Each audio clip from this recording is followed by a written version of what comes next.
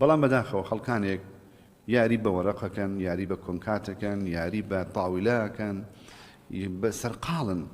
ئەوە مەپرسە لە سوۆشیال میدیا و بەرنامجی بۆ نمونە زۆر متتەوری ئەم تەکنۆلۆژیای ئێستا و ئینتەرنێتی ئێستا، کەسێک خەریکی تیکتۆکە، خەریکی ئینستاگرامە، کەسێک کە خەریکی فەیسبووکە، دەیەها و سەداها و ملیۆنەها خەریکی سناپچاتە، یعنی سناپچاتە یعنی چەندین خەڵکی سەرقاڵ کردووە هیچ سوود لە ڕۆژێکە نابینن.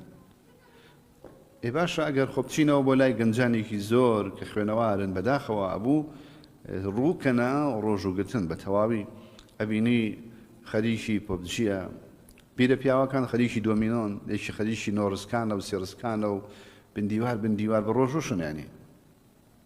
خۆم مانگە خەریکە تەواو بێ ها تۆزێک چاوی لە بن و خێنە ماوەیەکی تر نامێنە کاکە فریای خۆتان کەونە مانگەیە خۆتی تیا تربیەت بدە، تربیەتی ڕۆحی، تربیەتێکی بۆ نمونە سەحی، اقتصادی، تربەوی، خۆتی تیا بدوەزەوە، مراجعەیەکی خۆت بکە. یەکێ بلیاردەکە، یەکێ شەترەنجەکە، یەکێک ئیتر بەرنامەجی واقعی بێ یا ئەلکترۆنی بێ. بەداوی ئێستا زۆر شێت دروست بووە بەڕاستی. خوای تەعالە بمان پارێزێ و موسڵمانان پارێزێ لەم هەموو شتێک کە دروست بووە.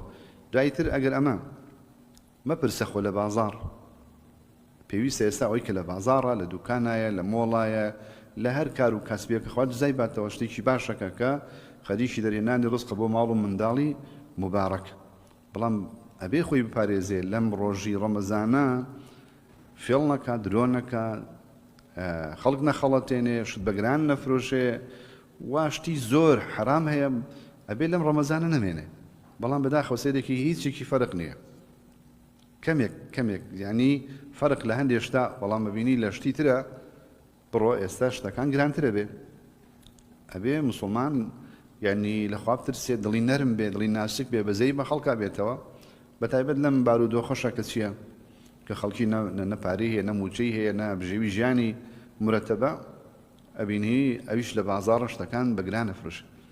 تۆ ئەم ڕۆژۆ دانراوە بۆ ئەوەی کە فێر ببی چۆن بەزەیت بە نەدار و هەژار و فەقیرە بێتەوە، بە برسیا بێتەوە. بەڵام ئەم مانگی ڕەمەزانە بۆ ئەو فرسەتە کە ئەنەوە هیچ مانگی نییە کار و کاسبی تیا بکە، مانگە نەبێ.